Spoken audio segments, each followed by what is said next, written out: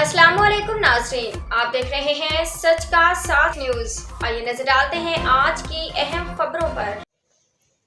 Karachi police में तैनात कौम की बहादुर बेटी कांस्टेबल आयशा नाज, जिसने अपनी माजूरी को अपनी कमजोरी नहीं बनाया।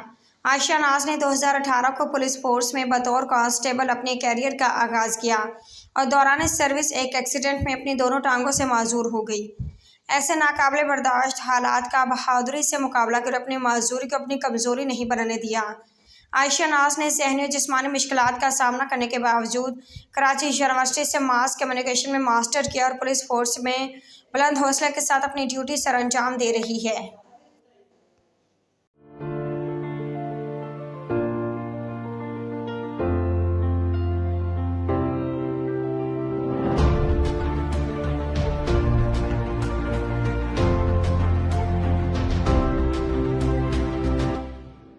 बिस्मिल्लाहिर्रहमानिर्रहीम।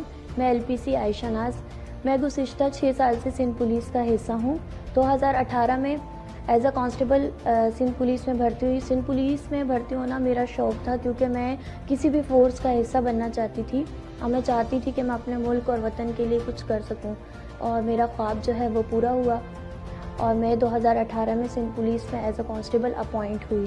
2020 की जून को एक हादसा पेश आया मेरे साथ, जिसमें रोड एक्सीडेंट पेश आया, जिसमें मेरी दोनों लेग्स अबव नी एम्पुटेशन हो गई। डॉक्टर्स के बहुत इलाज के बाद भी मेरी टांगें रिकवर ना हो पाई, ज़ख्म बढ़ते रहे और डॉक्टर्स का कहना था कि अब मेरी टांगों को काट दिया जाएगा। और जो है वो टाइम पीरियड था जिसमें जब मैंने ये सुना कि मेरी टांगें कट जाएंगी, तो वो एक बहुत मुश्किल लम्हा था।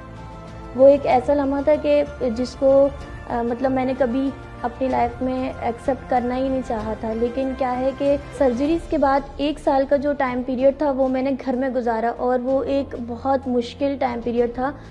जब मैंने सोचा कि अब ये जो चीज़ है ये मेरे साथ परमानेंट है और मुझे इसी के साथ अपनी ज़िंदगी को आगे लेकर चलना है, तो मैंने फिर स्टेप लिया कि मुझे घर से बाहर निकलना है।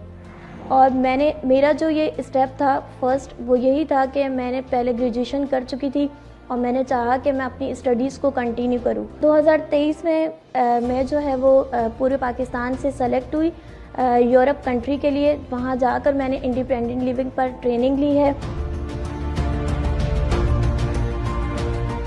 जब यूरोप के स्टेज पर अपने पाकिस्तान को रिप्रेजेंट कर रही थी, वो मेरे लिए बहुत ज़्यादा प्राउड के मोमेंट्स थे। अब जो मेरी ज़िंदगी का मकसद है वो ये है कि मैं अपने जैसे लोगों को, और जो महकमा सिंध पुलिस के अंदर लोग जो हैं वो किसी एक्सीडेंट से, किसी इंसिडेंट में अपना डिसेबिलिटी उनको हो जाती है और वो ज़िंदगी में आगे नहीं बढ़ पाते हैं, मैं चाहती हूँ कि लोग जो हैं वो मोटिवेट हों, अपने घरों से बाहर निकलें और अपने लिए खुद स्टेप लें। जब हम अपने लिए खुद स्टेप लेते हैं, खुद अपने आप को एक्सेप्ट कर लेते हैं कि चाहे हम कैसे भी हैं, हम ज़िंदगी के हर मैदान में आगे निकल सकते हैं, क्योंकि हम एक बहुत मजबूत फोर्स का हिस्सा हैं। हमें अपने आप को मनवाना है और ज़िंदगी के हर शोबे में आगे जाना है।